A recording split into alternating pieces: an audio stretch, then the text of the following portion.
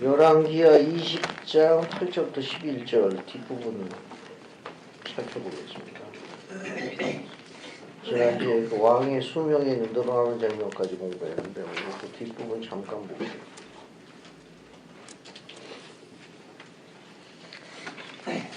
자, 열왕기하 20장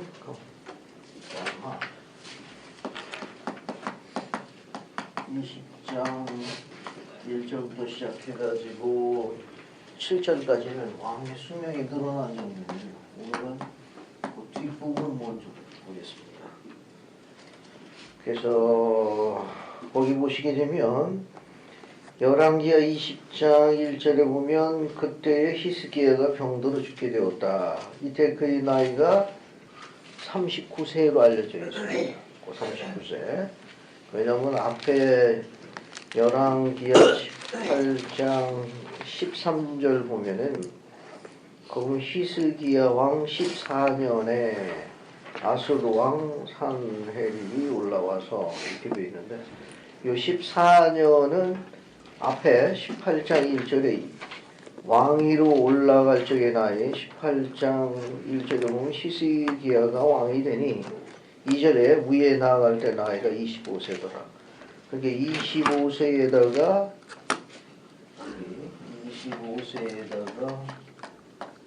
14년을 더하면 39세입니다. 39세 때 병들이 죽게 되었던 거예요. 그래서 뒤에 보게 되면은 열왕기하 20장 6절에 15년을 더 추가됩니다. 20장 6절 보면 15년이 더해져요. 그래서 54세를 향수하게 됩니다. 그 뒤에 보게 되면은 그런 표적이 뭐가 있으니까 묻는 장면이 나옵니다. 한번 읽어보죠. 8절부터 11절까지. 정상호 형제님 8절부터 11절까지 쭉 읽어봅시다. 히스기야가 이사야에게 이르되 여호와께서 나를 낫게 하시고 3일 만에 여호와의 성전에 올라가게 하실 무슨 징표가 있나이까 하니 이사야가 이르되 여호와께서 하신 말씀을 응하게 하실 일에 대하여 여호와께로부터 왕에게 한 징표가 이말이이다. 해 그림자가 10도를 나갈 것이니까 혹 10도를 물러갈 것이니까 하니 히스기야가 대답하되 그림자가 10도를 나아가기는 쉬우니 그리할 것이 아니라 10도가 뒤로 물러갈 것이니라 하니라. 선지자 이사야가 여호와께 간구하매 아하스의 해 시계 위에 나아갔던 해 그림자를 10도 뒤로 물러가게 하셨더라. 감사합니다. 이 내용에 보게 되면은 이제 태양이 뒤우다가 좀 물러난 것처럼 보이는데 정말로 보면 태양이 해가 뒤로 물러났느냐? 우리가 그런 몰목경에 대한 답이 있습니다. 신라면서 12장 14, 15절 가볼게요. 여기 나와 있는 대로 태양이 10도 뒤로 물러난 거냐? 신라면서 12장 14, 15절 보고 있습니다.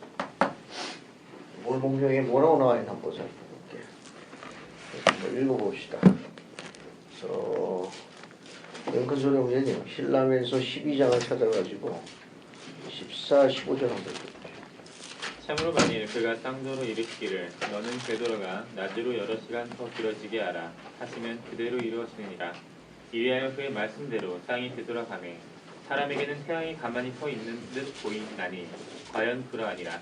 또 보라 이것이 그러하니 이는 정령 움직이는 것이 땅이요 태양이 아닙니다. 감사합니다. 여기 우리가 갖고 있는 신라면서에서는 움직인 게 뭐가 움직인 거예요? 태양이 뒤로 움직인 겁니까? 땅이 뒤로 움직인 겁니까? 이게 신라면서 15장은 태양이 움직인 게 아니고 뭐가 움직인 거다? 땅이 움직인 걸로 몰목경에는 정확하게 기록이 나와 있다.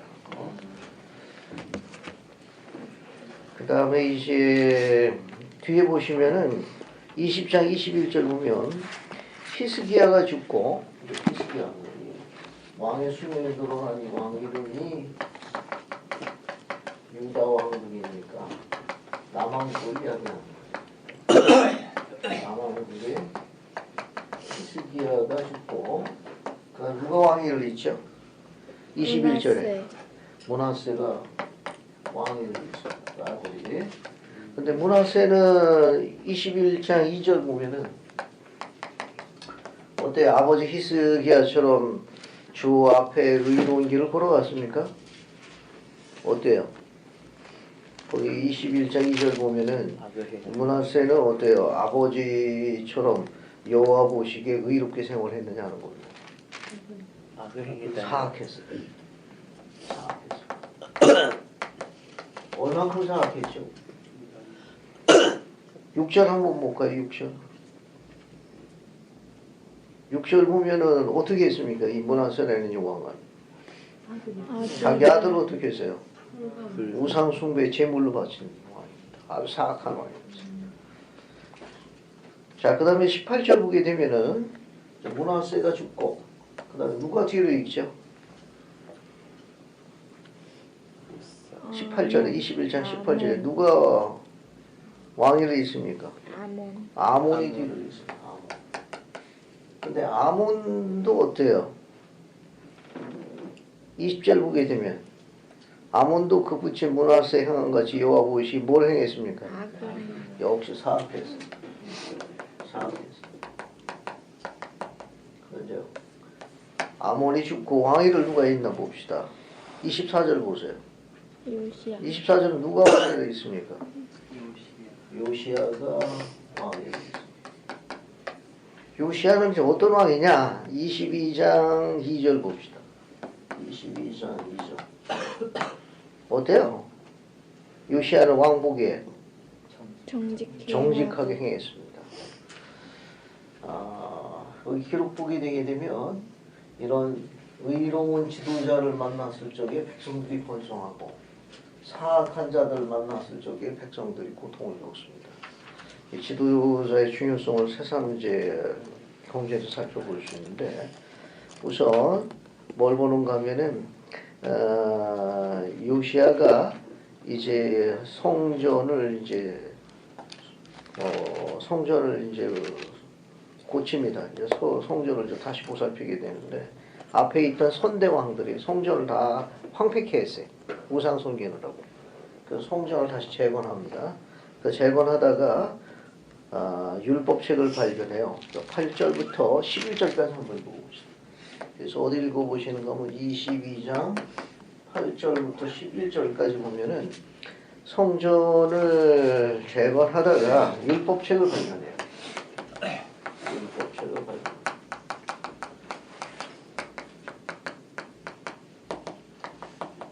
내가 한번 쭉 읽어보겠습니다. 재미있습니다. 이것도. 조태한 선생님이 22장 8절부터 10절까지 쭉 한번 읽어주십시오.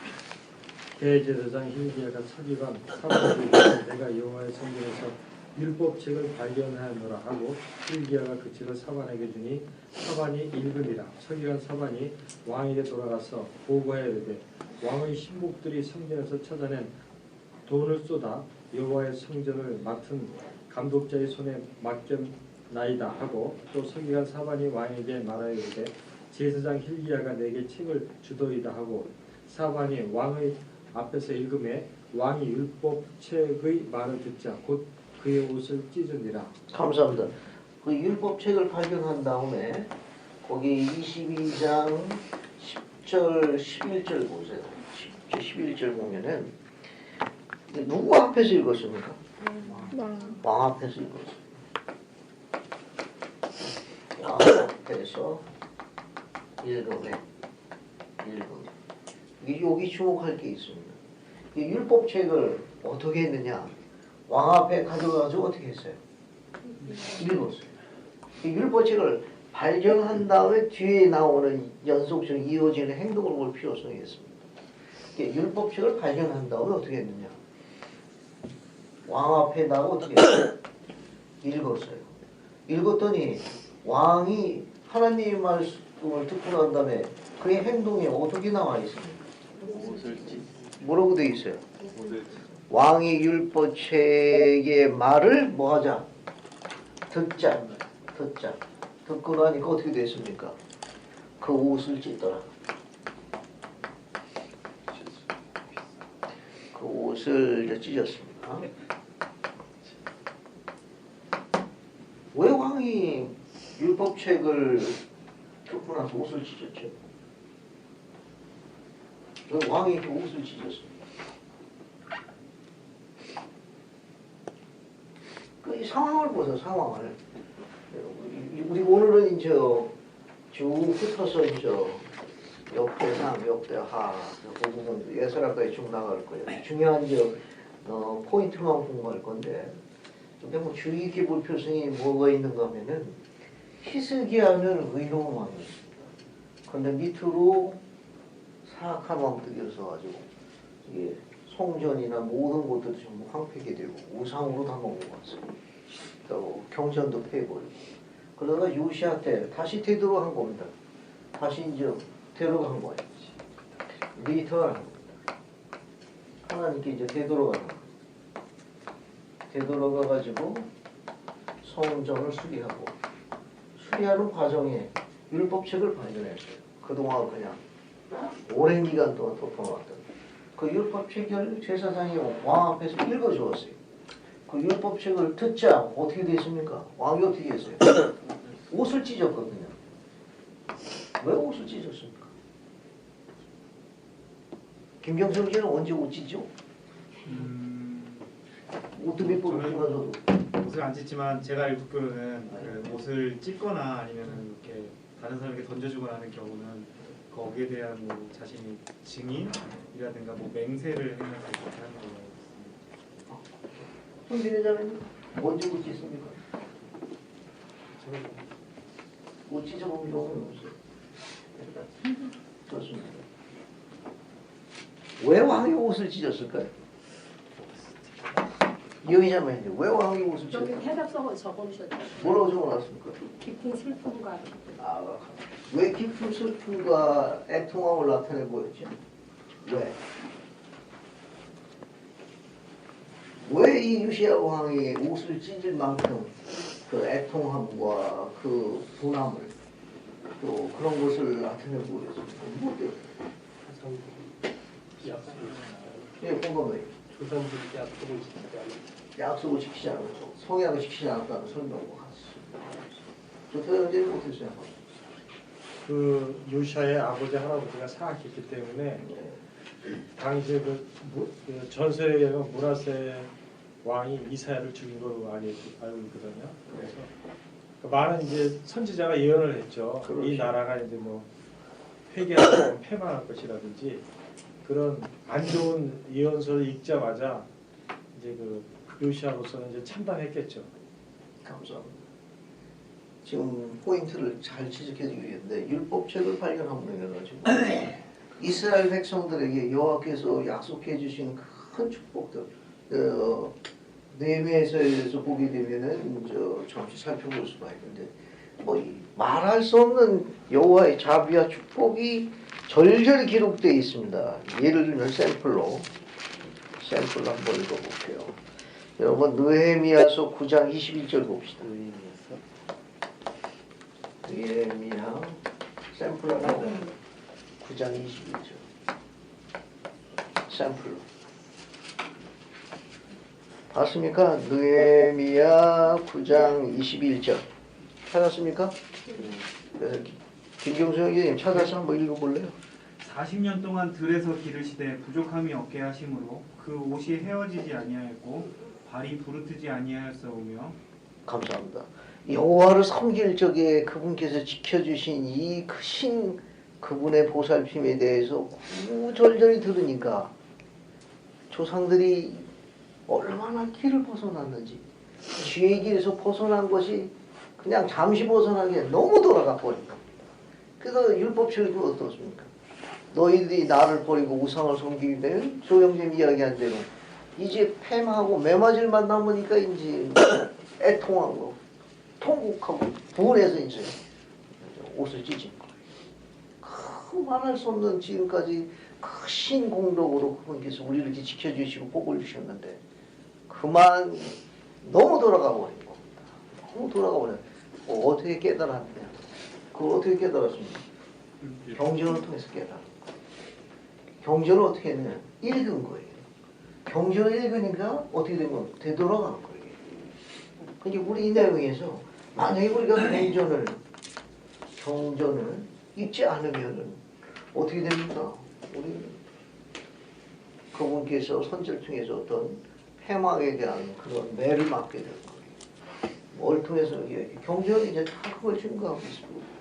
경전 선을 행하면 축복을 받는 거고, 만약에 그들이 율법을 범법하게 되면 형벌을 받게 되고 부부절절. 특히 요시야 왕은 옷을 찢은 건 뭐냐면 너무 돌아가 버린 거예요. 여기 나와 있는 대로 그 40년 동안이나 만나로 그 다음에 옷 다 보호해 주셨는데 너무 돌아가 버려가지고, 그래서 우리 율법책에서 발견할 수 있는 이 부분은 뒤에 또 나와 있습니다. 어디서 보는가 하면은 역대하 34장을 가볼게요. 역대하로 봅시다. 같은 내용입니다. 역대하로 볼게요. 역대하 34장 봅시다. 역대하 34장. 같이 보세요. 역대하 34장. 몇 절이에요? 704쪽에 보시면 어디 봅시다. 거기 보면 34절에 똑같이 나오죠. 요시야가 위에 나아가더라. 2절에 보면 여호와 보시기 어떻게 행했습니까? 정직하게 행하였더라. 그죠? 그거 이제 쭉 넘어가가지고 14절 보세요. 14절부터 역대하 14절부터 19절까지 이종훈자를 한번 쭉 읽어봐요. 같은 내용인데 좀 더 자세합니다.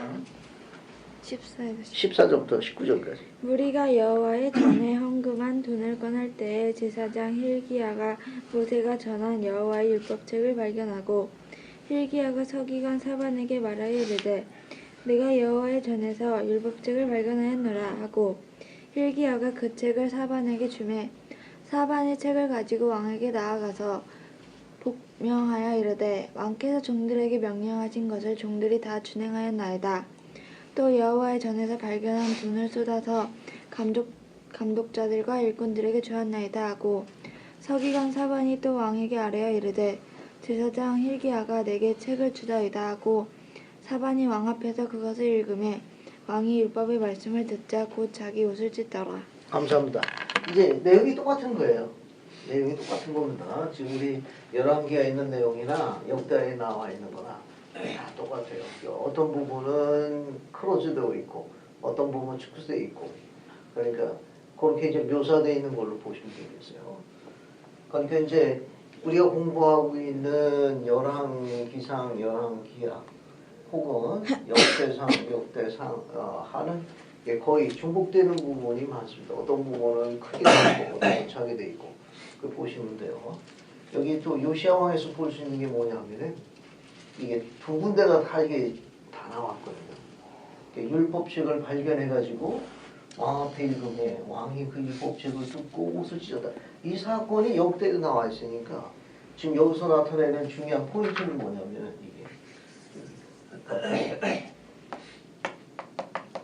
경전의 중요성을 저자들이 의도적으로 강조하고 있습니다. 경전의 중요성을 의도적으로 강조했습니다. 그러니까 율법책을 공부하지 않으면 율법책에 기록되어 있는 축복과 그런 것들을 기억을 할 수가 없는 거예요. 그 이제 두 군데가 이제 다 이제 언급되어 있는 내용들입니다. 자, 그러면 한번 예를 하나 들어보죠. 그 제일은 클라크 부대원장님 시절에 제일은 클라크 회장님이 이제 제1회장단 보좌로 있는 당시에 이런 훈련을 한번 하신 분 있어요. 이제 배가 출발을 했어요. 이제 승객과 화물을 출발했는데 지나고 나서 항해하고 나서 여러 날 지난 후에 큰 폭풍우가 임했습니다. 큰 폭풍우가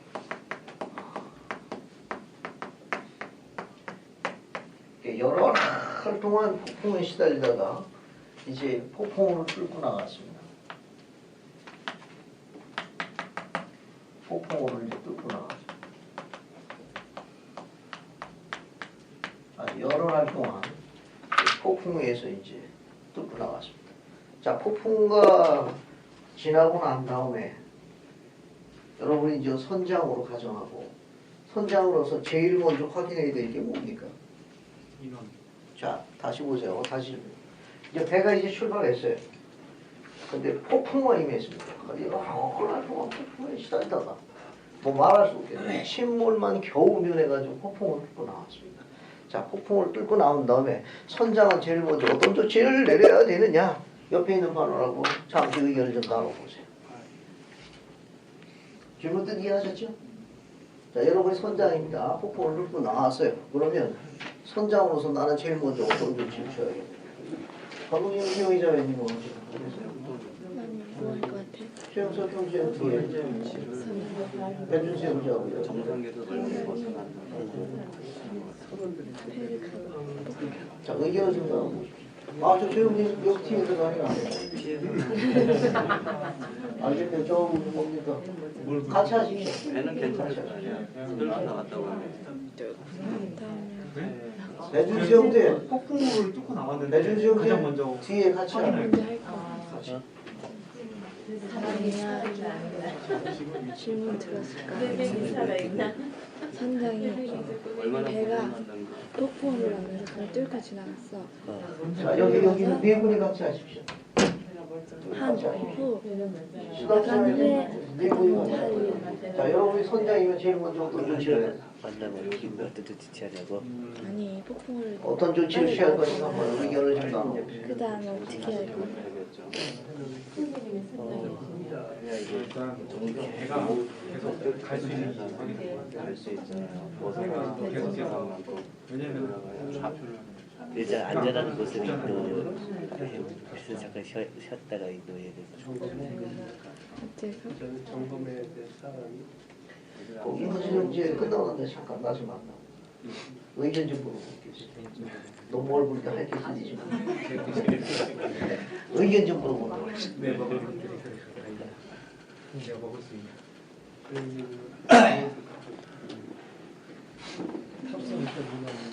자, 30초의 의견을 한번 정리해 볼게요. 이 제이루벤 클레크 회장님이 하신 질문 내용입니다. 정답은 없어요. 정답은 없는데 본과 주제에 좀 맞추기 위해서입니다.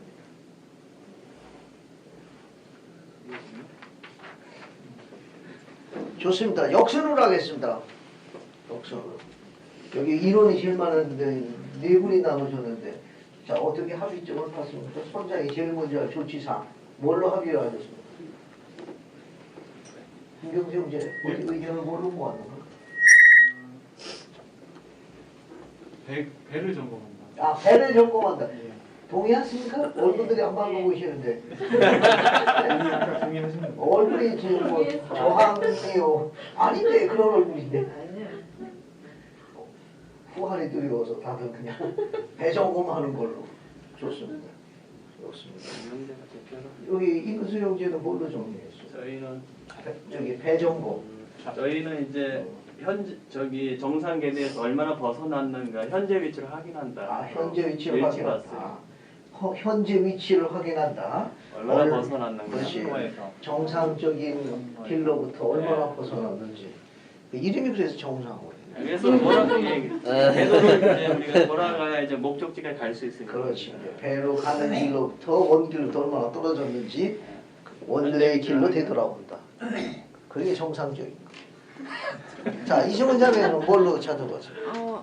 배를 좀 가까운데 정박해두고 아, 배를 가까운데 정박하고 사람들 상태나 이런 걸 사람들 상태를 배 본다. 상태는 확인해. 그럼 사람이 먼저다 그거구만. 저기는 배가 먼저네. 앞에는 사람이 먼저네. 여기 어떻게 정리하셨습니까? 사람이 먼저 사람이 먼저. 잠깐만을 점검한다. 동의하신 겁니까? 저는 그 요시야 왕이 네. 8살에 왕이 됐잖아요. 그죠? 근데 그 왕이 됐을 때, 그러니까 어렸을 때는 잘은 모르겠지만 제가 알기로는 굉장히 모범적인 분이었거든요. 교수님의 맞아 떨어질지는 모르겠는데 자기가 솔선수범해서 모든 것을 다 솔선수범해서 수리도 하고 민원도 점검도 하고 자기가 다 좋습니다. 선장님 바쁘시겠네요. 좋습니다. 저기 배준수 형제 팀을 뭘로 정리해요? 일단 사람들은 다 우선 인원 점검하고 제일 먼저 김상영장님 인원 좀 채우기 아주 팀은 목표가 결혼하는 게 아니에요. 상황에 따라 조금 달라요. 조금 다른데 제이루벤 클라크 회장님이 이 질문을 했을 적에는 그게 신권 여건 훈련 모임이었습니다. 신권 여건 훈련 모임 시간에 이 질문을 하신 이유는 뭐냐면 이 예수 그리스도 후기 성도 교회가 가는 길이 있습니다. 아무 길이나 가면 괜찮은데 우리는 우리가 가는 길이 있어요. 그러니까 선지자와 사도로부터 우리가 지시받은 것이 있습니다. 예, 그게 하나님의 율법이에요. 그게 하나님의 길이고 그게 주어져 있는 길로 따라가야 우리가 여호와 하나님께 되돌아가는 거예요. 가끔은 하늘 보면 비행기들이 그 넓은 공간에 부딪히는 거 보면 이해가 잘 안 가죠. 아니 하늘이 얼마나 넓어. 그래도 부딪혀가지고 떨어지고 가끔은 그 넓은 바다에서 배들끼리도 충돌을 일으키거든요. 그러니까 하늘에도 비행기가 가는 하늘길이 있고 배도 가는 바닷길이 있습니다. 예수 그리스도 후기 성도교회도 성령에 이르는 길이 주님으로부터 사도와 선지자를 통해 가지고 정해져 있습니다. 이런 폭풍과 임했을 적에는 폭풍에서 배가 밀린 겁니다. 원래의 길로부터 밀린 거예요. 그러면 선장이 제일 먼저 해야 할 일은 배수리, 인원점검, 화물 이런 것도 다 있지만 제이루벤 클라크 회장님은 뭘 제안하셨는가 하면 나침판과 해도를 가지고 원래의 길로부터 얼마나 폭풍으로 밀려났는지 확인한 다음에 즉시 원위치로 되돌아와야 한다라고 제안하셨죠. 히스기야 왕은 율법책을 듣고 나서 그동안 조상들로부터 잘못된 가르침으로 인해서 사건을 얼마나 여호와의 길로 벗어나는지를 알았기 때문에 옷을 찢은 겁니다. 그리고 즉시 되도록 우리는 이 가르침을 통해 가지고 경전을 읽어야만 원위치로 돌아오는 거예요. 경전을 안 읽으면 원래 성령에 이르는 그분의 길에서 멀리 돌아가게 됩니다. 이 기록에서 주목할 점이 뭐냐면 왕 앞에서 읽은 거. 무엇을? 율법책을 읽는 거. 우리가 원래의 길로 리턴 되돌아가려면 어떻게 해야 합니까? 그 율법책을 읽어야 돼요. 안 읽으면 리턴 되돌아가지 못한다는 이 경전에 의해서 이 저자들이 강조하고 있습니다. 경전을 읽으면 제자리로 돌아가는 거예요. 원래 우리가 그분께 가는 길로 되돌아가는 겁니다. 그래서 경전의 이해를 두 번씩이나 반복하고 있는 것은 경전을 발견하는 게 중요한 게 아니에요. 경전을 갖고 있는 게 중요한 게 아니라 경전을 열고 읽는 게 훨씬 더 나은 단계입니다. 그러면 우리는 그분의 길로 되돌아간다. 이렇게 선정할 수 있습니다. 자, 도움 되셨습니까? 이 경전을 읽어야만 세상에 폭풍을 인해가지고 밀려난 우리의 삶이 얼마나 밀려났는지를 확인하고 다시 되돌아오기는 나침반 같은 역할을 해준다. 자, 그렇게 이해하시면 되겠어요. 자, 그러면 적용을 한번 해보죠, 우리가. 자, 적용을 한번 해보겠습니다. 예전에 탭톤 패스 회장님이 늘 강조하신 경전이 뭐죠? 몰몬경입니다. 네. 그래서 제가 몰몬경을 한번 읽어볼게요. 교례성약 84편으로 갈까요? 교례성약 84편 봅시다. 84편 54절부터 읽으시는가 하면 57절까지 읽을게요. 적용해보죠. 교례성약 84편 54절부터 57절까지를 적용해보죠. 한번 읽어보겠습니다. 김석영 자매님 54절부터 57절까지 읽어주십시오. 그리고 과거에는 너희 마음이 묻지 않음으로 말미암아 그리고 너희가 받은 것을 가벼이 다뤘음으로 말미암아 어두워졌나니 이 허영과 믿지 않음은 하여금 정죄 아래 놓게 하였느니라. 그리고 이 정죄는 시온의 자녀 곧 모든 자 위에 복을 내리니라. 그리고 그들이 회개하고 새 성약 곧 물문경과 내가 그들에게 준 이전의 계명들을 기억하여 말로 쓰만이 아니라 내가 기록한 것에 따라 행하기까지 그들은 이 정죄 아래 머물렀으리니. 감사합니다. 자, 한 번 더 읽어볼게요. 이 내용이 무엇인지 한번 여러분이 한번 거기서 담겨있는 가르침을 찾아보는 겁니다. 그리고 과거에 너희 마음이 믿지 않음으로 말미암아 그리고 너희가 받은 것을 가벼이 다름으로 말미암아 마음이 어두워졌나니 이 허영과 믿지 않음은 온 교회로 하여금 정죄에 놓이게 하였느니라. 그리고 이 정죄는 시온의 자녀 곧 모든 자에게 머물러 있느니라. 그리고 그들 회개하고 새 성약 곧 몰몬경과 내가 그들에게 준 이전의 계명들을 기억하여 말로서만이 아니라 내가 기록한 것에 따라 행하기까지 그들은 이 정죄 안에 머물러 있느니라. 이 정죄가 어떤 겁니까? 어떤 정죄에 빠진 거예요? 55절에 나와 있죠.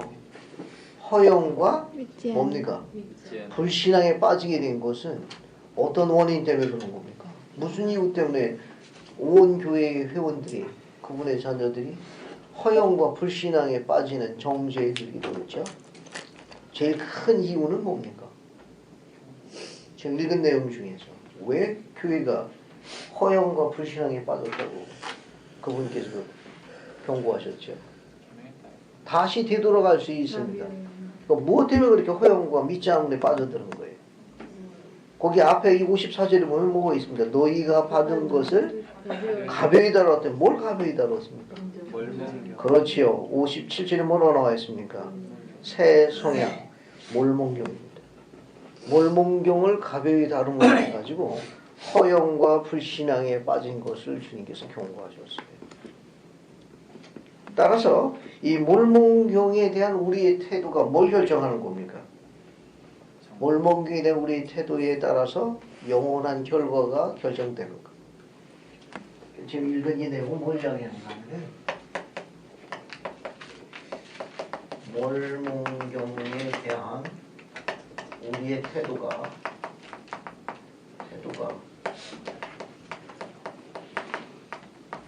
영원한 결과를 뒤따르게 하는 것.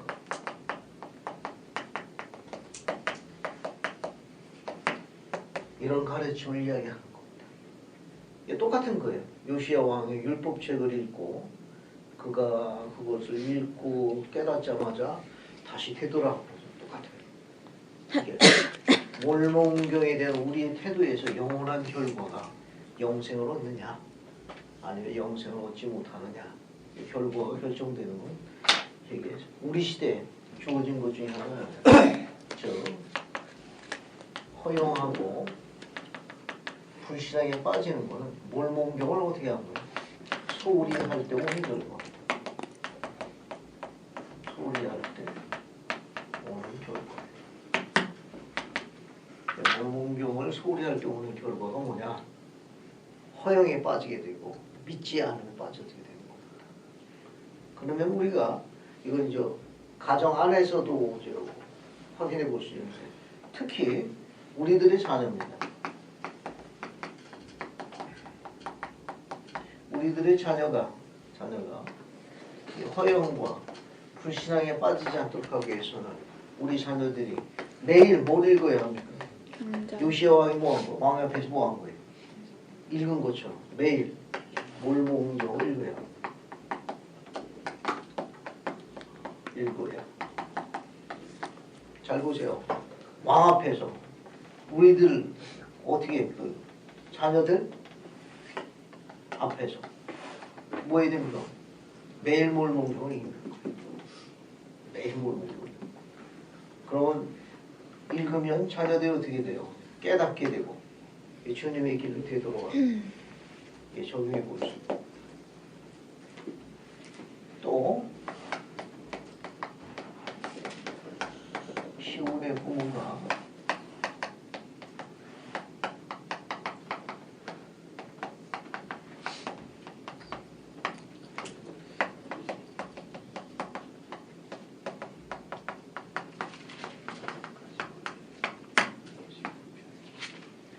시온의 부모가 자기 자녀에게 가르치도록 주님께서 요청하신 5가지 요소가 뭐가 있죠? 5가지 요소. 교리하서야 68편으로 갑시다. 거기서 찾아볼게요. 이제 적용해보는 겁니다. 교리하서야 68편 25절부터 31절까지 볼까요? 교리하 성야 68편 25절 31절까지 크게 5가지가 있습니다. 크게 5가지가 있습니다. 보셨습니까? 한번 읽어볼게요. 그래서 박윤대 자매님 25, 26절을 읽어주십시오. 25, 26절 읽어주시고 그 다음에 손민혜 자매님이 28, 29, 30절 읽어주세요. 그리고 이영숙 자매님은 31절 읽어주십시오. 한번 들어보겠습니다. 그리고 또 시온이나 또는 시온을 조직된 어느 스테이크든지 그 안에 자녀를 둔 부모가 그들은 아이 18살일 때 핵에 살아계신 하나님의 아들 그리스도를 믿는 신하 그리고 침례와 안수에 의한 성신의 은사의 교리를 이해하도록 그들을 가르치지 아니할진대 그 죄는 그 부모 머리 위에 있느니라. 이는 이것이 시온 또는 시온을 조직된 어느 스테이크든지 그 안에 있는 주민에게도 율법이 될 것입니다. 네, 좋습니다. 손민혜 자매님. 그리고 그들은 또한 자기 자녀에게 기도할 것과 주 앞에서 올바르게 걸을 것을 가르쳐야 하느니라. 그리고 시온의 주민은 또한 안식일을 준수하여 거룩하게 지켜야 하느니라. 그리고 시온의 주민은 또한 일하도록 지명을 받은 만큼 충실함을 다하여 자신이 맡은 일을 기억하여야 합니다. 이는 게으른 자는 주 앞에 기억될 것입니다. 이제 나는 시온의 주민을 크게 기쁘게 여기지 아니하나니 이는 그들 가운데 게으른 자들이 있고 그들의 자녀 또한 사악함 속에 살아나고 있으며 그들은 또한 영원한 재물을 간절히 구하지 아니하고 도리어 눈에 탐욕이 가득함이니라. 감사합니다. 여러분 이 5가지 요소를 먼저 정리를 해보고 그 안으로 한번 들어가 볼게요. 같이 정리해볼게요. 25절에는 뭘 가르치라고 했습니까? 일단 간단하게 교리를 가르치는 하나. 교리를 가르쳐. 이 교리를 어디서 가르쳐요? 어디서 가르칩니까? 경전에서 가르쳐. 누가? 누구에게? 만약에 자녀가 그런 가르치고 그래서 범법하면 그 죄의 대가를 누구한테 묻는다고 그랬습니까? 자매하고 오실 거예요. 자매하고 오실 겁니다. 일단 이 교리를 가르쳐야 합니다. 교리를 가르치고 그 다음에 두 번째는 뭘 가르쳐야 합니까? 거기에 여기 나와 있는 거 28절에 보면 2개가 나와 있죠. 기도할 자녀에게 것과 기도할 걸 가르쳐야 합니다. 그 다음에 주 앞에 올바르게 걸어갈 것을 가르쳐야 해요. 이 주 앞에서 올바르게 걸어간다는 말은 다른 문장은 뭘 바꿀 수 있나요? 어떻게 바꿀 수 있습니까? 주 앞에서 올바로 걸어간다는 말이 다른 문장으로 바꾸고 계명 여기 문장이 다 그렇습니까? 히스기야, 요시야는 주 앞에 올바르게 걸어간 사람들이고 문하세와 아몬은 주 앞에서 올바르게 걸어간 사람이 아니에요. 그럼 문장을 뭘로 바꿀 수 있습니까? 그 사람들이 그렇죠. 복음의 표준대로 생활을 안 한 거예요. 여기 이 말을 다른 문장으로 쓰면은 우리는 복음의 표준이 있습니다. 스탠더드가 있습니다. 복음의 표준대로 생활하도록 가르쳐야 합니다. 복음의 표준대로. 그 네 번째는 뭡니까? 그 많은 기명 가운데 특히 어떤 율법을 강조하고 있죠? 안식이에요.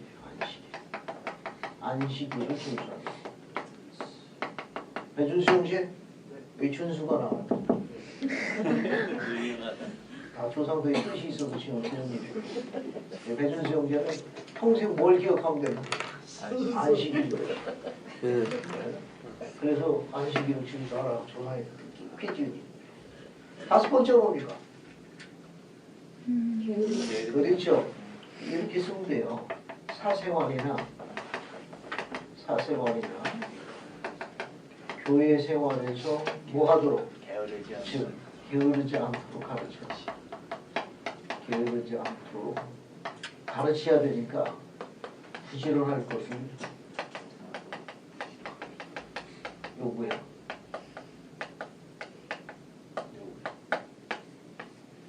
그러니까 후기 성도의 칼날을 한마디로 하면 뭐예요? 부지런한. 부지런한. 후기 성도의 칼날을 한마디로 여기다가 부지런해. 이게 바로 뭡니까? 영성의 척도예요.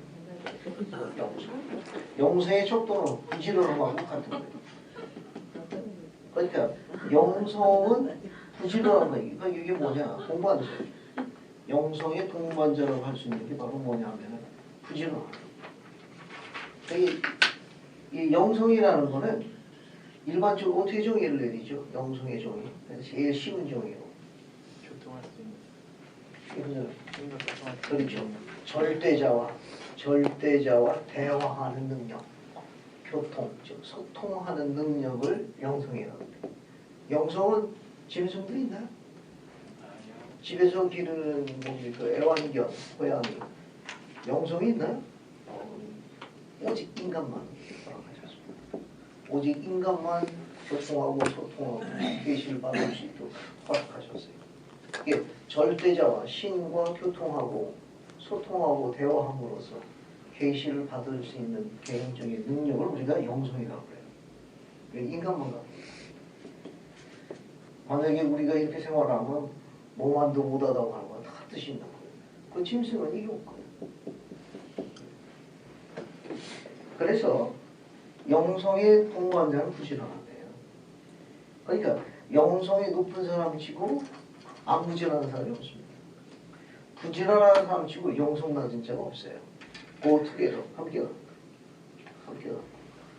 그런데 이 계시의 말씀에 31절을 보게 되면 31절 여기 뭐 요시야 왕이 정해 볼 수 있는 뭐가 있습니까? 교리를 가르쳐.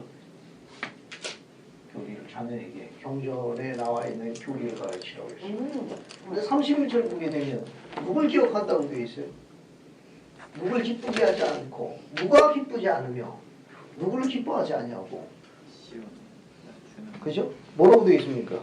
시온의 주민을 크게 기쁘지 않는다고. 왜 시온의 주민을 크게 기뻐하시지 않았습니까?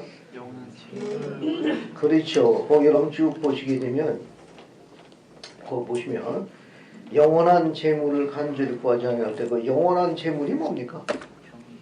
경전을 이야기하는 거예요.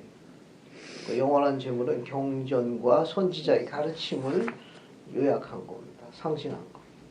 그 31절에 영원한 재물을 간절히 구하지 아니하고 도리어 눈에 탐욕이 가득하다. 그 영원한 재물을 뭘 이야기하느냐? 경전과 선지자들의 가르침을 포함하는 거예요. 근데 이것을 가르치지 않으면 어떤 자가 되는 거예요? 게으른 자가 되는 거예요. 게으른 자 중에 주님이 기억하는 자가 누구냐?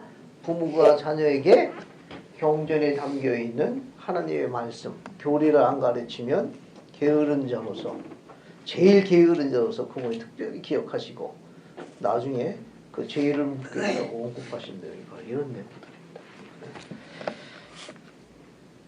참조하시면 도움이 되겠네요.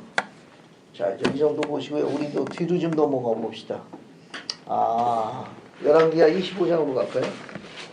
쭉 건너뛰읍시다. 나머지 내용은 여러분 이제 개인적으로 읽어보고 정리하시면 돼요.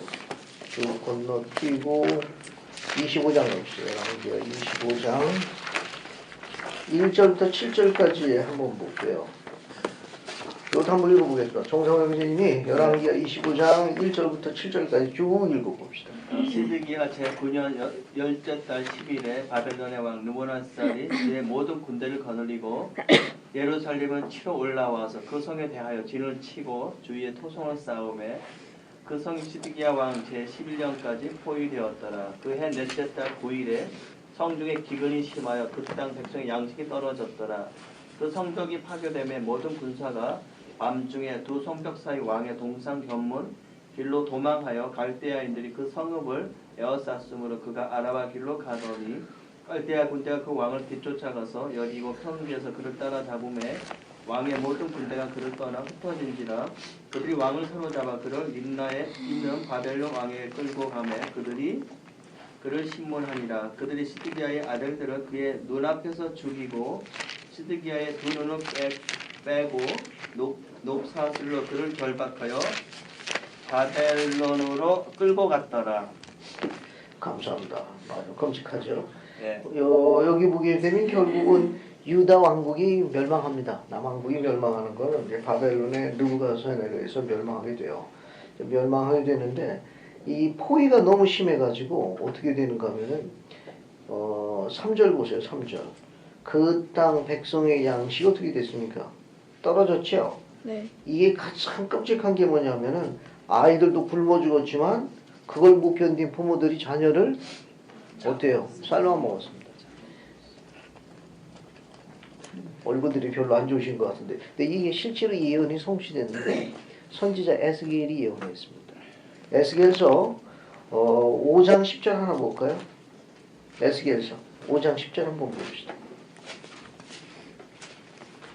뒤에는 더 자세하게 나오는데 우선 대표적인 거 한번 읽어봅시다. 에스겔서 5장 10절 봅시다. 봤습니까? 거기 10절. 에스겔서 5장 10절. 그래서 잉크스로 이제 10절 한번 읽어봐요. 그런즉 너희 중에서 아비가 아들을 먹고 아들이 그 아비를 먹으리라. 내가 벌을 내게 내리고 너희 중에 남은 자를 다 사방으로 치리라. 감사합니다. 이런 끔찍한 시기가 바로 그 시기였습니다. 그래서 여기 이제 다른 기록서를 읽어보게 되면은 오늘은 내 아들을 삶아 먹어서 아들을 삶아 먹었는데 내일 이제 한 날이 밝아가지고 내 아들을 삶아 먹었는데 그 아들을 감춰놔가지고 그거 이제 싸움이 벌어지는 기록도 있습니다. 아주 끔찍한 시기예요. 이 전쟁이 참합니다. 선지자의 가르침에 따라가지고 그들이 회개해서 여호와 앞에 되돌아갔더라면 그들을 보살펴 줬을 텐데 그분의 곁을 떠나시는 결과들이에요. 7절 봅시다. 7절 보게 되면은 히스기야의 아들들은 저희 목전에서 죽이고 시드기야의 두 눈을 빼고 사슬로 결박하여 바벨론으로 끌고 가더라. 시드기야가 어떻게 됩니까? 말할 수 없죠. 아들들이 여기서는 다 죽인 것처럼 되어 있지만 몰몽경에는 시드기야의 한 아들이 살아있는 걸로 추정하고 있습니다. 그 아들이 어디로 갔죠? 미디로 갔습니다. 우리 성경상에는 안 나와 있고 성경상에는 자세한 내용은 없습니다. 예, 그냥 학자들마다 이제 몇 가지 견해들만 나와 있는데 여러분 그 에스겔서 12장 13, 14절 한번 보세요.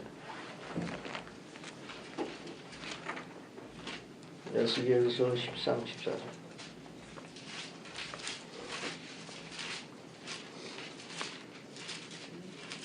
몇 장? 에스겔 12장 13, 14절입니다. 찾았습니까? 이종원 자매 한번 읽어봐요. 내가 또 내 그물을 그의 위에 치고 내 올무에 걸리게 하여 그를 끌고 갈대아 땅 바벨론에 이르리니 그가 거기에서 죽으려니와 그 땅을 보지 못하리라. 내가 그 호위하는 자와 부대들을 다 사방으로 흩고 또 그 뒤를 따라 칼을 빼리라. 감사합니다. 이 부분은 이제 경전학자들이 내가 또 그물을 그 위에 걸치고 올무에 걸리게 하여 그들을 끌고 갈대아 땅 바벨론에 이르니 그가 거기서 죽으려니와 그 땅을 보지 못하리라.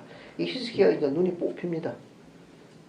예루살렘 멸망할 적에는 바벨론에 다 느부갓네살하고 이제 얼굴을 봤지만 막상 갈 때는 눈을 뽑아가지고 끌고 갔어요.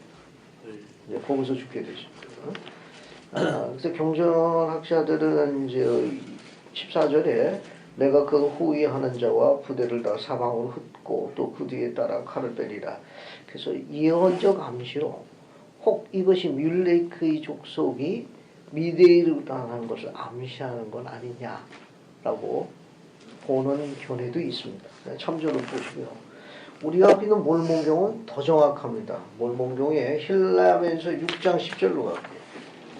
힐라면서 6장 10절하고 8장 21절 보고 있습니다. 몰몬경은 훨씬 더 자세하게 언급하고 있다는 거. 그래서 신라면서 넘어갑니다. 신라면서 6장 10절 한번 읽어보죠. 봤습니까? 네. 이영희 자매님 신라면서 6장 10절 한번 읽어보세요. 이제 남쪽 땅은 리아이라 하고 북쪽 땅은 시드기야의 아들의 이름을 따라 뮬레크라 하였으니 이는 주께서 뮬레크를 북쪽 땅으로 또 리아이는 남쪽 땅으로 데려오셨습니다. 감사합니다. 이거는 우리가 갖고 있는 기록은 몰몬경에만 나와 있다는 거. 그래서 북쪽 땅은 시드기의 아이들이 우리가 갖고 있는 기록에는 다 죽은 걸로 되어 있는데 그 중에 한 아들이 사는 걸로 남아 있습니다. 한 아들이 살아가지고 뮬레크라고 불리운 무리들이 리아이 일행이 남쪽 땅에 도착했을 때 이들은 북쪽 땅을 도착했습니다. 8장 21절로 갑시다. 8장 21절. 김경선님 8장 21절 한번 읽어봐요.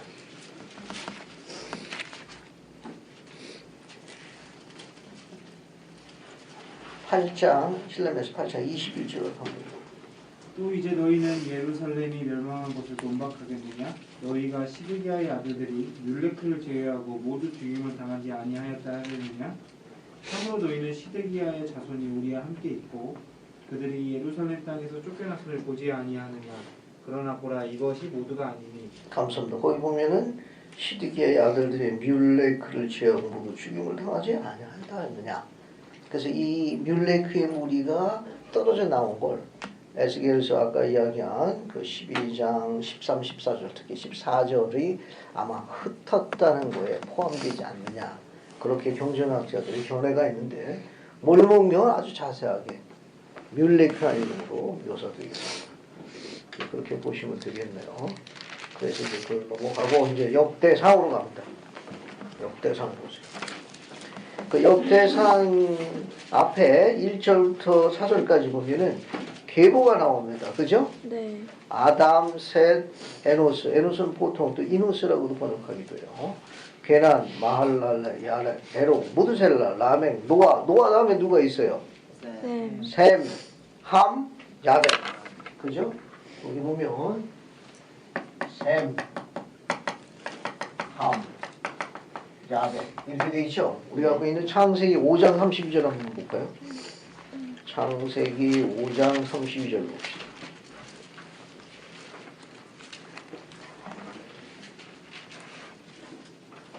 찾았습니까? 창세기 5장 32절. 네. 찾았죠? 거기 보면 노아가 500세에 낸 후에 어떻게 돼 있어요? 순수가 셈, 함, 야벳. 창세기 5장 32절은 이렇게 나옵니다. 그런데 모세서 8장 12절로 가볼게요. 모세서 8장 12절로 갑시다. 우리 갑진전제에는 뭐라고 나왔나 한번 찾아볼게요.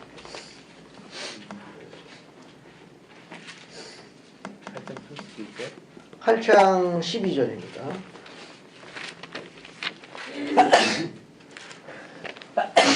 찾았습니까? 거기에 어떻게 나와 있어요? 450세에 여기 450세에 누굴 낳았다고 그랬어요? 제일 먼저 야벳이 나와 있는 제일 먼저 야벳이 나와 있고 그 다음에 42년 뒤니까 492년이 되겠네요. 492년 되는 애 누굴 낳았습니까? 셈을 낳았네. 셈을 낳았네. 500세 때 누굴 낳은 거예요? 함을 낳았네. 우리는 모세서의 기록으로 봅니다. 우리가 모세서의 기록에서 야벳, 셈, 함으로 봐요. 출생 순서. 성경하고 조금 다르죠. 성경은 함이 맨 끝으로 나와 있는데 모세서에서는 오히려 어떻게 돼 있어요? 야벳이 맨 위로 올라가 있습니다. 그래서 성경은 셈, 함, 야벳인데 모세서에는 야벳, 셈, 함 이렇게 돼 있어요. 이게 이 순서는 막내로 나와 있는 야벳이 위로 올라가는 게 더 정확하고 그래서 셈, 함, 야벳의 성경 기록은 모세서에서는 야벳, 셈, 함으로 기록되어 있다는 거. 그 다음에 24절부터 27절까지 한번 볼까요? 자, 거기 보면 이제 셈의 후손이 나오는데 아브람의 아버지, 즉 아브람, 곧 아브람의 아버지는 뭘로 나와 있습니까? 뭘로 나와 있어요? 26절에 데라도 기억을 해주시는 거죠. 아브람의 아버지 이름이 데라입니다. 그 정도 보시면 돼요. 그 다음에 이제 2장 15절 보죠. 2장 15절. 2장 15절 봅시다. 거기 보면은 뭡니까? 13절부터 보면 이제 이세의 아들들이 쭉 나오죠. 네. 13, 14, 15. 근데 일곱 번째는 누가 나옵니까? 누가 나와요? 다윗이 나오죠. 그러면 앞에 사무엘상 16장으로 갑시다. 앞에 사무엘상 16장 10절 11절 보세요. 10절 11절 찾았습니까? 거기 보면은 10절에 이새가 그 아들 일곱으로 다 지나가게 하고 11절 보면 이새가 또 뭐라고 그랬어요? 아직 뭐가 남았다고 그랬습니까? 말제가 남았다고 그랬죠? 그죠? 그럼 전부 아들이 몇 명이 되는 겁니까? 8명이 되는데 역대상으로 다시 가요.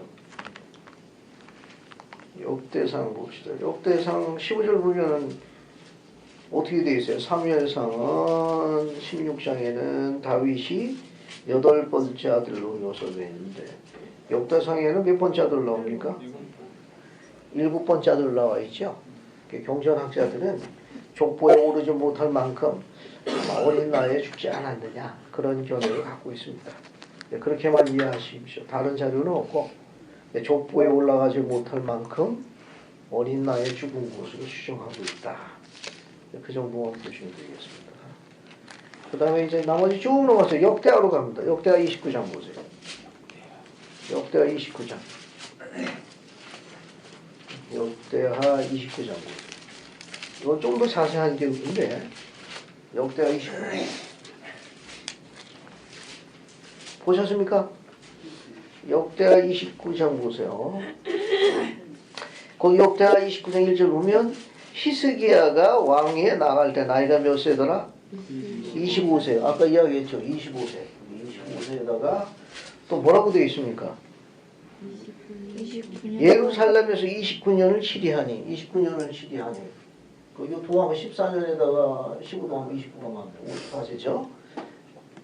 자, 히스기야의 개혁이 뭐냐 하면은 개혁이 5절 3절부터 7절까지는 히스기야 개혁하는데 제일 먼저 뭘 개혁했어요? 이인데 여기 3절부터 7절까지 정성을 한번 쭉 읽어봅시다. 3절부터 7절까지. 첫째 해 첫째 달에 여호와의 전 문들을 열고 수리하고 제사장들과 레위 사람들을 동쪽 광장에 모으고 그들에게 이르되 레위 사람들아 내 말을 들으라. 이제 너희는 성결하게 하고 또 너희 조상들의 하나님 여호와의 전을 성결하게 하여 그 더러운 것을 성소에서 없애라. 우리 조상들이 범죄하여 우리 하나님 여호와 보시기에 악을 행하여 하나님을 버리고 얼굴을 돌려 여호와의 성소를 등지고 또 낭실문을 닫으며 등불을 끄고 성소에서 분향하지 아니하며 이스라엘의 하나님께 번제를 드리지 아니하므로. 됐습니다. 10절로 하나 더 읽어주세요. 이제 이스라엘 하나님 여호와와 더불어 언약을 세워 그 맹렬한 노를 우리에게서 떠나게 할 마음이 내게 있노니. 감사합니다. 지금 히스기야가 개혁한 첫 번째 조치가 뭐였죠? 성전으로 되돌아갔고. 히스기야가 왜 하나님께서 히스기야의 수명을 연장시켰느냐? 그 중에 하나는 뭡니까? 이스라엘 백성의 신앙의 핵은 성전이었어요. 그래서 성전으로 돌아간 히스기야를 축복하셨습니다. 이 내용은 앞에 우리가 공부한 열왕기하에는 언급이 안 되어 있어요. 언급이 안 되어 있고 여기 역대하에서는 정확하게 묘사되어 있습니다. 왜 하나님께서 히스기야를 축복하셨느냐? 성전과 관련이 있습니다. 3절부터 7절, 10절까지는 뭐냐면 성전과 밀접한 관련이 있습니다. 그러면 지금 공부한 이 내용 여기서 우리가 정리해 볼게요. 지금 29장 3절부터 11절까지 보면 히스기야 왕이 하나님으로부터 축복을 받게 되고 또 그를 이제 세우시게 되고 수명을 이제 연장했죠. 그냥 정확하게 몇 년 연장됐어요? 몇 년이? 15년. 어때요? 우리도 15년 연장하고 싶은 생각 없습니까? 별로 안 망고하시는 반응들이 이렇게 열기가 않았습니다. 수명을 15년 더 걸린데 기록할 여기 부분에 뭘 이야기하는가 하면 이 내용은 성전은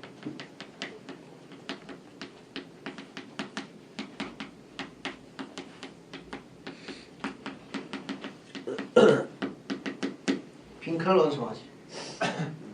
성전은 뭘 맺는 곳입니까? 성약. 영원한 성약을 맺는. 이 성약을 맺으면 어떻게 돼요? 그분께 어떻게 하는 겁니까? 어디 가세요? 더 이거 적어놨는데 어디 뭐냐? 그분께 되돌아가는 거예요. 여기 가운데. 거기 안에 여기 있네. 되돌아. 꼭좀 어디 가고 되돌아. 그러니까 하나님께 되돌아가는 게 두 개예요. 하나는 성약을 맺고 하나는 뭡니까? 다른 하나는 성전에서 우리 뭐 감사합니다. 의식을 받는 거예요. 그러니까 하나는 성약을 맺는 거고 다른 하나는 의식을 받는 거예요. 의식을 받는 거. 그래서 하나님께 되돌아가는 거예요. 하나님께 되돌아가는 거예요. 하나님께 되돌아가서 만든 경로가 두 가지가 있는데 하나는 성약을 맺는 거고 하나는 의식을 받는 거예요. 그게 다 어디서 이루어진 겁니까? 성전에서 이루어지는 거예요. 성전을 지금 강조하는 이유가 하나는 그래야만 우리가 영원한 성약으로 맺어지고 그래서 우리가 그분이 되돌아갈 수 있는 의식을 받는 거예요.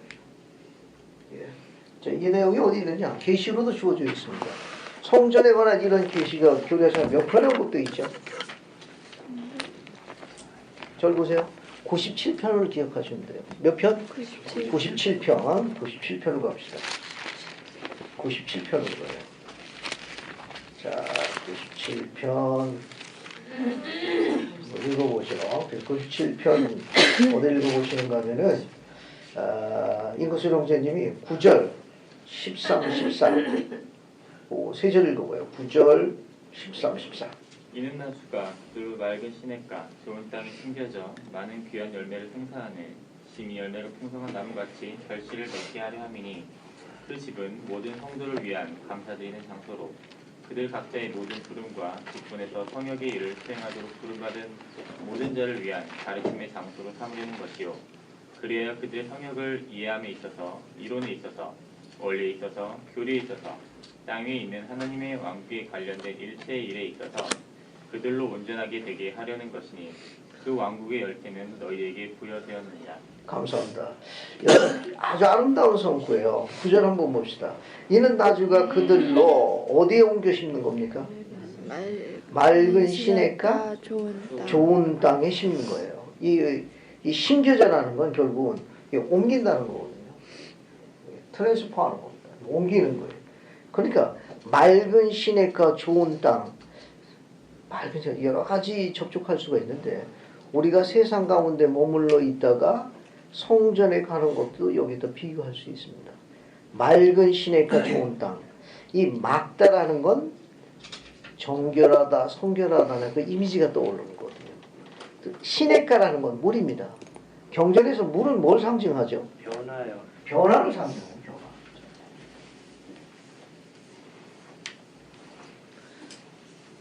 그러니까 샘플로다가 맑은 시냇가 좋은 땅에 심겨져 이렇게 되어 있거든요. 여기 성전을 이렇게 비유해 보자는 겁니다. 맑은 시냇가 좋은 땅을 한번 비유해 보자는 거죠. 이 맑다는 것은 우리가 성결, 정결, sanctify라고 해요. sanctify라는 거는 holy라는 뜻과 같습니다. sanctify라는 거는 성결하다, 정결하다, holy는 거룩하다. 맑은이라는 이미지는 그런 의미에서 막다는 거. 죄로부터 벗어나다, 흠없이 되다. 이 시내가는 물과 관련이 있습니다. 물은 뭘 나타나죠?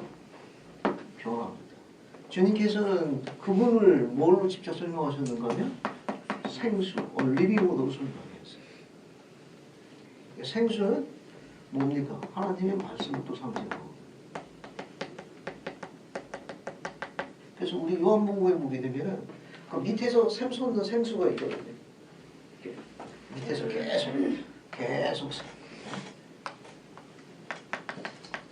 솟아오르는 샘물 이야기하는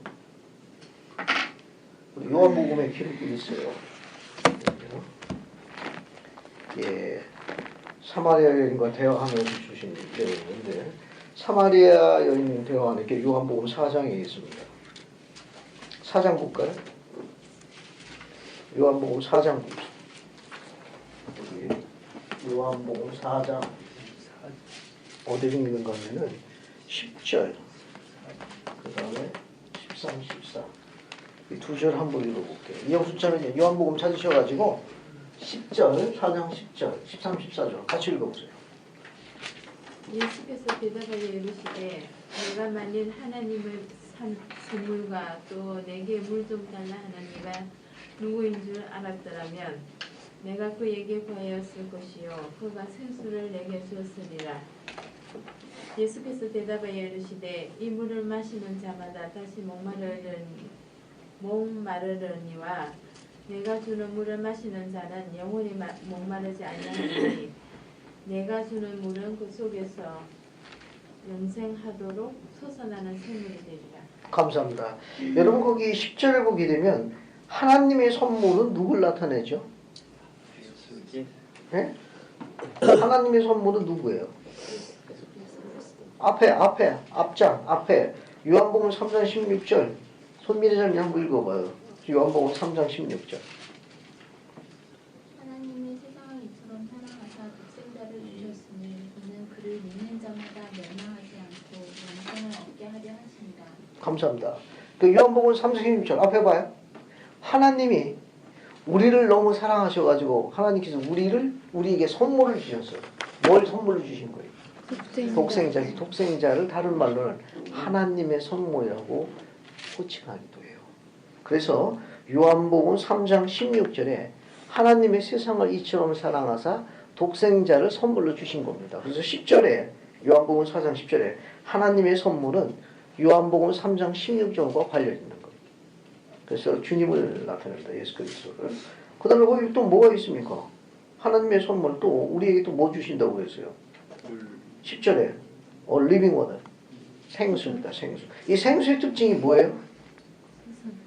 14절에 내가 주는 물은 뭡니까? 영원히 목마르지 아니하거니 내가 주는 물은 그 속에서 뭐 하도록? 영생하도록. 여기 보세요. 여기 맞죠? 영생하도록 솟아나오는 샘물이 바로 뭡니까? 생수예요. 이게 하나님의 말씀의 특징입니다. 그러면 퀴즈 하나 낼게요. 앞에 보세요. 그러면 우리가 가지고 있는 하나님의 말씀 가운데서 영생하도록 솟아나오는 샘물, 대표적인 하나님의 말씀, 그 경전이 뭡니까? 뭐예요? 몰목이에요. 알겠어요? 몰목용을 잘 기억합시다. 영생하도록 솟아오르는 샘물, 그 생수를 우리가 좁은 범위 내에서 지적할 때는 그래서 매일 읽도록 공부하는 거예요. 매일 솟아나오는 샘물, 매일 계시형을 받을 수 있는 거예요. 그래서 부모는 누구 앞에서? 자녀 앞에서 매일 뭐 해야 됩니까? 월몽경을 읽어야 돼요. 월몽경 읽어야 솟아오릅니다. 계시형이 솟아오르는 거예요. 자, 그러면 조금 전에 설명하고 된 거고요. 97쪽 다시 보세요.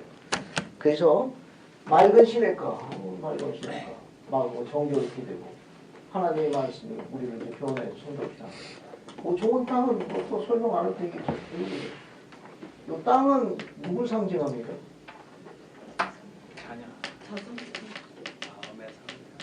남편을 상징하는 거. 좋다는 건 성전에 다녀올수록 그 남편이 어떤 남편이 돼요? 좋은 남편이 돼요. 물론 아내도 마찬가지예요. 그럼 아내는 남편이 땅이면 아내는 뭐가 돼요? 씨앗이 되는 거예요. 씨앗이. 알겠어요? 그 씨앗은 똑같아요. 똑같은 씨앗이 어떤 땅에 뿌리냐에 따라서 결과가 다르잖아요. 그죠? 그 남자가 길가 같은 땅이면 어떻게 됩니까? 세워서 먹어버렸잖아요. 돌밭 같은 남자에 뿌려지면 어떻게 돼요?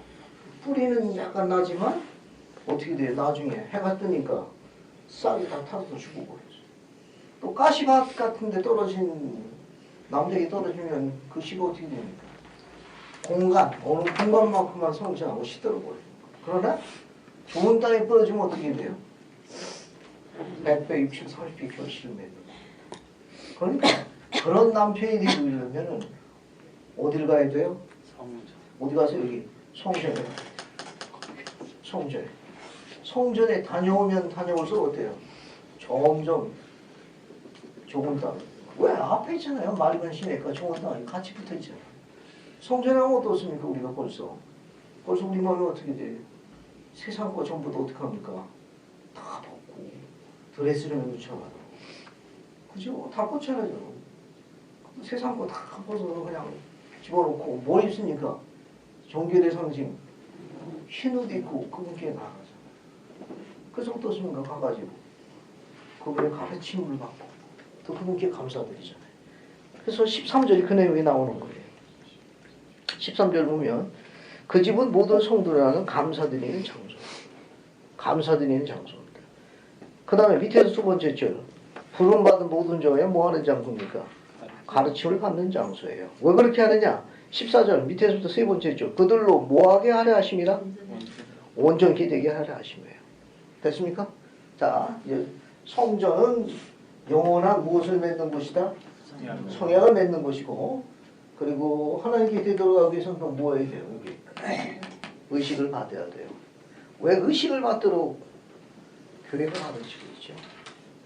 의식이 뭐 이렇게 중요하다고 의식을 받도록 의식을 받아. 이 의식을 받는 게 왜 중요해요? 성전에 가고 의식 받는 왜 그 의식을 받는 게 중요합니까? 물론 교회에서도 의식이 있어요. 하지만 이제 영원한 의식을 받는 것은 거기거든. 거기서 받고. 우리는 다른 의식도 있습니다. 신권을 받을 때 신권에 대한 우리도 의식을 받잖아요. 또 성전에서는 영원한 의식도 받고. 의식을 받는 게 왜 중요하죠?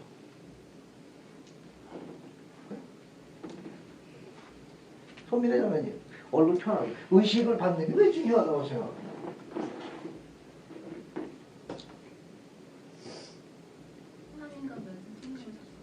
성약을 유나이트 기억할 수 있고 더 중요한 게 하나 있습니다. 계시로 주어져 있는 게 있어요. 교리와 성약 84편으로 갈게요.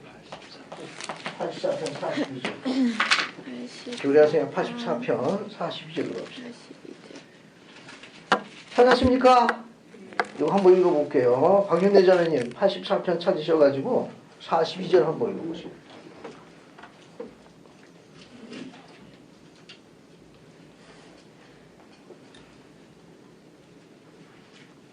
그리고 너희가 받은 이 신권에 나아오지 아니하는 자 모두에게 하있을지어다. 이제 나는 하늘에서 말하는 나의 음성으로서 오늘 참석한 너희에게 이 신권을 확인하거니와 참으로 나는 천군과 나의 천사들에게 너희에 관한 책무를 주었느니라. 감사합니다. 하나님께서 신권에 대한 의식을 받은 자들에게 지금 뭘 약속하셨죠? 이 신권에 성인된 자들에게 뭘 약속하셨어요? 천군의 나의 무리에게 너희들을 맡기노라. 의식을 받으면 천사가 수종들을 준다는 걸 직접적으로 계시합니다. 우리가 의식을 받으면 의식에 해당되는 천군의 무리가 지명됩니다. 물론 우리의 어린 자녀들 이야기할 때는 무슨 천사가 되는 거예요? 일종의 가디언, 수호 천사가 되는 거예요. 계시로 주어졌잖아요. 천군의 천사들에게 내 세상 사람들에게 안 맡긴다. 너희들을 보호하도록 내가 천사를 너희들에게 맡긴다. 지명한다. 그러니까 주님께서는 의식을 받으면 그 의식을 끝까지 잘 참고 견뎌가지고 영화롭게 할 수 있도록 천사를 지명한다는 기록이 계시로 지명되어 있는 계시로. 맨 마지막에 그런 내용입니다. 이게 너에게 이 신권을 확인하거니와 참으로 나의 천군과 나의 천사들에게 너에 관한 책무를 주었느니라. 왜? 그게 전부 신권으로 집행되는 거거든요. 그럴 때마다 너희들이 함께 동행하거라. 그러니까 의식을 받으면 천사의 수종을 받도록 되어 있습니다. 천사의 수종을 받는다니까 자꾸 좀 다른 생각을 하신 분들이 있는데 한번 볼까요? 우리가 그냥 기록에도 나와 있습니다. 어디 보시는가 하면은 마태복음 4장 11절 보세요. 마태복음 4장 11절. 마태복음 4장 11절 봅시다. 네. 보셨습니까? 네. 25절은 마태복음 4장 11절 한번 읽어봐요. 예, 마귀는 예수를 떠나고 천사들이 나와서 수종드니라. 감사합니다. 천사들이 나와서 수종드니라. 잘 보세요. 꿈은 가져보자고 합니다. 꿈은 이루어진다고 그러니까 천사가 수종 들어줄 만큼 생활하는 거에 대해서 어떻게 생각하세요? 내 취향하고는 안 맞습니까? 아니 꼭 이거 주님만 이렇게 하셔야 되나요? 아니 이렇게 하면 꼭 주님만 수종 들어줘야 합니까? 우리가 빈 몰몬경에 천사의 수종을 받은 사람이 없나요? 엘마죠. 감사합니다. 엘마 1세, 2세. 2세. 누구 때문에? 아버지 때문에 그래요. 몰몬경에도 있습니다. 천사의 수종을 받은. 한번 찾아볼게요. 모사야서에서 보면 있습니다. 모사야서 27장 한번 볼까요? 모사야서 27장 보세요. 김경수 형제님, 모사야서 27장 11절 한번 읽어보세요. 27장 11절. 그리하여 내가 너희에게 이른 것 같이 그들이 하나님을 거역하며 여기저기 다니고 있을 때 보라 주의 천사가 그들에게 나타났더니 그가 마치 구름에 둘러싸인 듯 하강하여 마치 우레와도 같은 소리로 말한지라 그 음성으로 인해 그들이 서 있는 땅이 진동하였더라. 감사합니다. 13, 14절 두 절 더 마저 읽어봐요. 그럼에도 불구하고 그가 다시 외쳐 이르되 엘마야 일어나 앞으로 나서라. 내가 어찌하여 하나님의 교회를 휘파락하느냐. 주께서 말씀하시되 이는 내 교회라. 내가 이를 세우리니 내 백성의 범법이 아니고는 아무것도 이를 전복하지 못하리라 하셨느니라. 또 천사가 다시 이르되 보라 주께서 그 백성의 기도와 또한 내 아비인 그 종 엘마의 기도를 들으셨으니 이는 그가 내게 관하여 곧 내가 진리의 지식으로 인도되기를 많은 신앙으로 기도하였음이니이다. 이러므로 내게 하나님의 권능과 권세를 깨닫게 하여 그 종들의 기도가 그들의 신앙에 따라 응답되게 하려는 이 목적으로 내가 왔노라. 감사합니다. 여기 13절 보면 엘마야라고 불렀죠? 네. 천사는 엘마가 귀여워서 뭡니까? 아니요. 안 귀여워. 귀요미가 아니라고. 안 귀요미. 14절 보면 왜 그거 같다고 그랬습니까? 아버지. 거기 보면 내 아비인 그 종 엘마의 기도. 이 기록을 잡아보세요. 이 천사는 알고 있었습니다. 주님은 자기 종의 기도를 들으시는데 혈족도 알고 있어요. 내 아비, 내 종 엘마, 네가 귀여워서 온 게 아니고 내 아비, 내 종의 기도를 듣고 왔노라. 그죠? 맨 밑에 뭐라고 되어 있습니까? 그들의 신앙에 따라 응답되게 하는 목적으로 내려왔노라. 그러면 앞에 보세요. 좀 정리해보고 넘어갈게요. 이 기록은 자녀의 불순종이 크로스되긴 했지만 사실은 저자의 의도는 다른 부분도 숨어 있습니다. 아들, 아버지. 이걸 가르치신 분이 바로 우리 주님입니다. 그분이 지상에 성령을 입으셔서 저게 하늘에 계신 거룩하신 우리 아버지요 라고 가르친 분이에요. 그러니까 아버지는 호칭을 가지면 거룩한 사람이 되도록 생활해요. 이 거룩하다는 건 뭐냐? 천사가 지상으로 내려와 자녀를 보호할 수 있도록 요구할 수 있는 믿음이 있는 자예요. 아니 기록에 나와 있잖아요. 우리가 같은 인간들 아니었습니까? 똑같잖아요. 꼭 주님만 수종받나요? 그렇다면 경전의 저자들이 요구하는 건 세상에 수많은 남자가 있는데 경건한 아버지를 가르치고 있는 거예요. 경건한 아버지는 누구냐? 흰옷 입고 성전에서 의식을 받고 내 힘과 내 능력으로 안 되는 걸 하나님께 의지해서 내 자녀를 축복해달라고 도와달라고 신앙으로 생활하는 남자가 경건한 아버지예요. 이 교회가 성장하고 발전하려면 남자가 필요한데 능력 있는 남자가 아니라 경건한 남자가 필요합니다.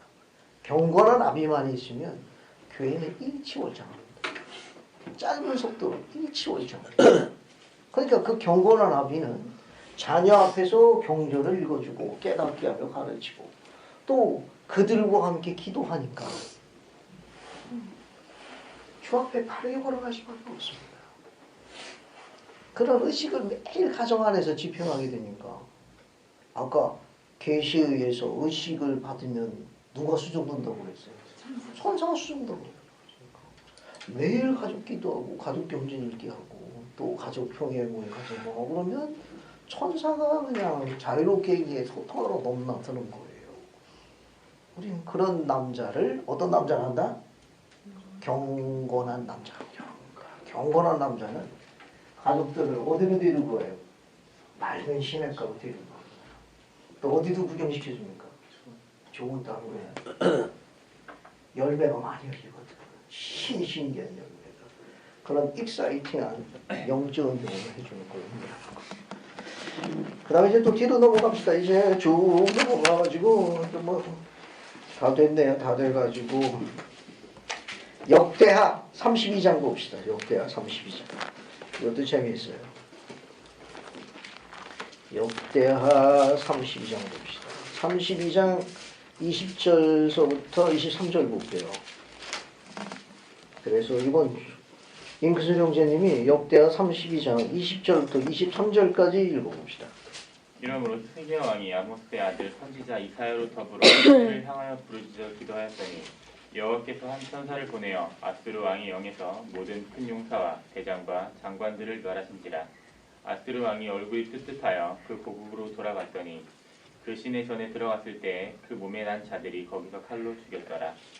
이와 같이 여호와께서 히스기야와 예루살렘 거민을 아수르 왕 사네립의 손과 모든 적국의 손에서 구원하여 내사면으로 보호하시매 여러 사람이 예물을 가지고 예루살렘에 와서 여호와께 드리고 또 보물로 유다 왕 히스기야에게 드린지라. 이후부터 히스기야가 열국의 눈에 존대하게 되었더라. 감사합니다. 이 내용은 여러분 앞뒤 문장 보면 더 빠른데 그 아수르 왕이 쳐들어와요. 쳐들어오는데 어떻게 그 싸움에서 승리하는가 하면은 히스기야하고 이사야하고 합심 기도합니다. 기도해서 하나님의 천사가 내려와가지고 천사가 대신 싸우네. 그래가지고 승리한 전쟁이에요. 이 기록은. 그 왕하고 선지자가 합심 기도를 한 거예요. 이 백성들에게 당신의 권세와 권능을 드러내자 우리를 구원하소서. 그래서 하나님의 천사가 대신 싸웠습니다. 그래서 아수로부터 구원받게 돼요. 이 전쟁이. 이 절을 왜 인용했느냐? 왕과 선지자가 합심 기도한 거예요. 절 보세요. 하나님의 천사가 지상에 들어와가지고 천사가 싸움을 대신하도록 하는 의로운 왕과 의로운 종들의 기도가 연구되어 있습니다. 조금 전에도 이야기했잖아요. 엘마의 기도 만들었습니까? 백성들의 기도와 엘마의 기도를 드시라고 분명히 묘사되어 있습니다. 분명히 묘사되어 있습니다. 우리가 갖고 있는 이런 기록들은 시사하는 바가 굉장히 많습니다. 이런 기록들이. 그래서 여러분 마태복음 18장 19, 20절 보세요. 마태복음 18장 19, 20절. 그래서 이영희 자매님 찾으셔가지고 마태복음 18장 19, 20절 한번 읽어보세요.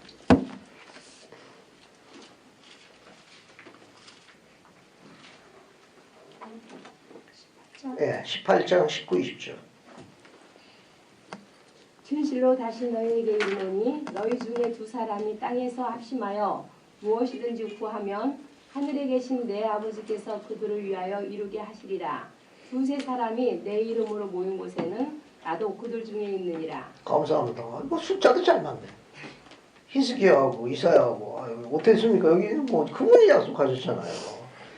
너희 중에 두 사람이 땅에서 합심하여 무엇이 구하면 하늘에 계신 내 아버지가 저희 위해서 이루게 할 것이라. 두세 사람이 내 이름으로 모인 그곳에 나도 그들 중에 함께하리라. 여기 그분이 직접 하는 거예요. 그분이 응답하신 분이니까. 절 보세요. 함께 기도하십시오. 뒤에 보면은 또 무슨 내용이 있는가 하면은 뒤에 어딜 보시는가 하면은 에스라서로 갑시다. 에스라서 9장 보세요. 역대하 뒤에 있는 에스라서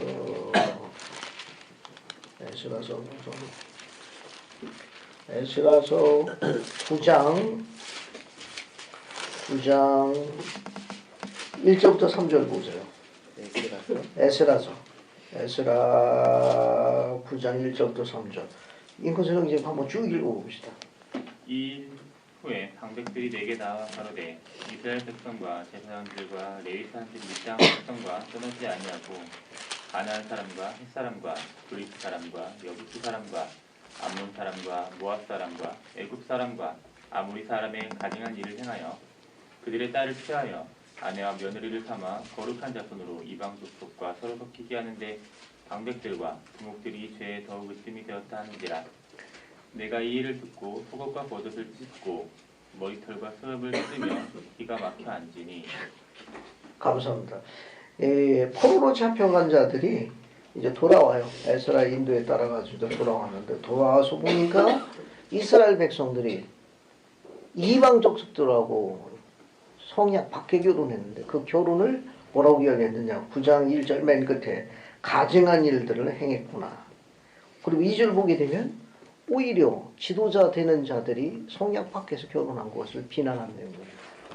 그리고 보면 3절에 보면 내가 이 일을 듣고 속옷과 겉 찢고 머리털과 수염을 뜯으면 내가 기가 막혀 앉아 있으니 이 말은 뭐냐 하면은 결혼을 했기 때문에 그렇게 된 게 아니고 결혼으로 인해 가지고 이방 신을 섬기도록 그들이 그쪽으로 다 돌아서 버렸습니다.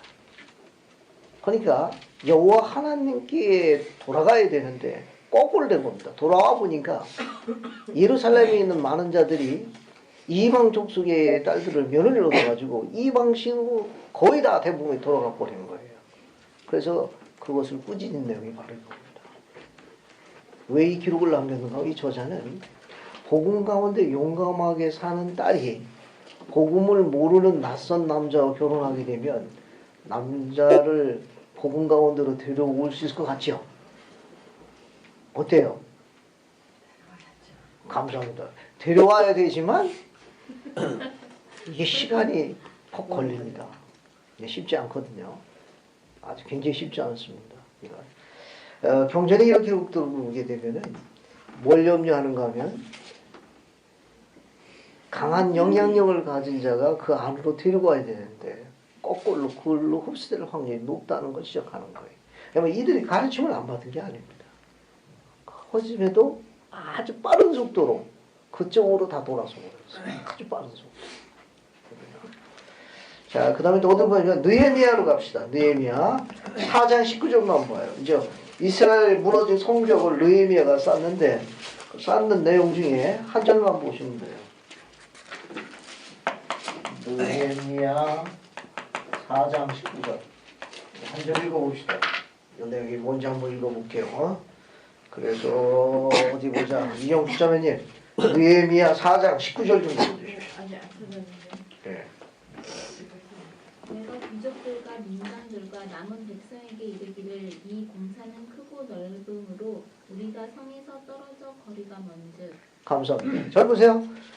성벽이 너무 크고 너무 커가지고 이쪽 성벽에서 일하는 자와 저쪽 성벽은 안 보이는 거예요. 성벽이 너무 커가지고.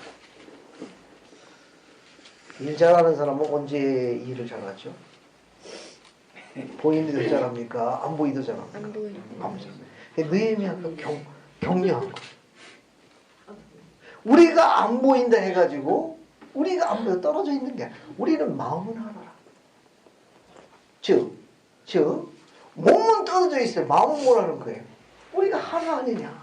우리가 다 우리 하나님께 영화롭게 하고 우리가 그분께 나아가서 일하고 있는 것이야. 그렇게 느헤미야가 격려하는 거예요. 떨어져 있지만 우리 마음은 오직 하나라. 그분께 우리 축복하시라고 지금 격려하는 메시지예요. 이해가 됐죠? 이 성벽이 크고 너무 넓어가지고 백성들이 분산돼서 일을 했어야 됐습니다. 안 보이는 거예요. 너무 멀어가지고. 비록 우리가 멀리 떨어져 있으나 마음은 하나라고 연결되어 있지 아니야. 안 보이는 데서 영광을 하지. 열심히 일하자고. 네 영광은 뭡니까? 가슴에 불을 확 지르는 거예요. 지도력입니다. 지도력이란 뭐냐? 불 지르는 거예요. 어디에? 가슴에 불 지르는 거예요. 잘 보세요. 어때요? 우리가 불을 한번 질러야 되는데 어떻습니까? 바짝 마른 나무가 잘 탑니까? 젖은 나무가 잘 탑니까? 김경수 이제 해봤어? 내가 보니까 해본 것 같아. 내가 보니까 땔감이 부여가지고 잘 태웠을 것 같아. 근데 젖은 나무는 어떻게 붙여? 오랫동안 젖어 있는 나무는? 젖은 나무는요. 바로 붙이고, 좀 말려야 되는데 그 밑에 다른 그 장작개비라고 해야 되나? 지푸라기 같은 걸 좀 한 다음에 그 위에다가 올려서 오랫동안 좀 기다려야 됩니다. 아주 생존하려고 연구 많이 했거든. 감사합니다. 같은 방법이에요. 같은 방법. 젖은 나무를 불을 붙이려면 기름을 부어야 됩니다. 그럼 훨씬 잘 붙습니다. 그래서 우리가 부름 받으면 뭐 부름 받았다고 그러죠? 기름 부음 받아. 우리 주님의 종으로 부름 받으면 다 기름 부음 받다고. 왜? 젖은 나무들 떨어져 있어가지고 시들어가는 우리 하나님의 백성들 뭐 하는 겁니까? 불을 확 질러라는 거. 불을 질러라는 거. 그게 지도력. 지도력이란 오랫동안 젖어서 시들어가지고 잘 안 붙습니다. 그러나 불을 붙이려면 기름을 갖다 부어야 돼요. 그래서 우리가 부름을 주는 이유는 잘 안 되거나 어렵고 이런 상황 주님이 다 아십니다. 그곳에 뭐가 되라는 거예요? 기름 붓는 불 쏘시게 되라고 부르는 겁니다. 잘 되는 데 가면 누군들 몰라. 잘 안 되니까 부름 주는 거죠. 이해되셨습니까? 느헤미야는 백성들한테 이야기하는 거예요. 비록 우리가 떨어져 있으나 너무 떨어져 마음은 하나라. 하나님께 하나로 메인 백성이다. 열심히 하자. 그래서 가슴에다가 불을 확 질른 겁니다. 인용문 하나 읽어볼게요. 손민혜 장로님 인용문 하나 읽어볼게요. 느헤미야의 쭉 읽어봐요. 느헤미야의 열정, 능력, 헌신적 애국심 그리고 인간적 성실로 유다는 다시 한번 새롭고 생기가 넘치는 나라가 되었다. 1세기 반이나 폐허로 감시되었던 예루살렘의 부활이 시작되었다. 유럽고 헌신적인 제사장 에스라가 또 한 번 유대인 사회를 복구하는 데 성공하였다. 감사합니다. 앞에 문장 보세요.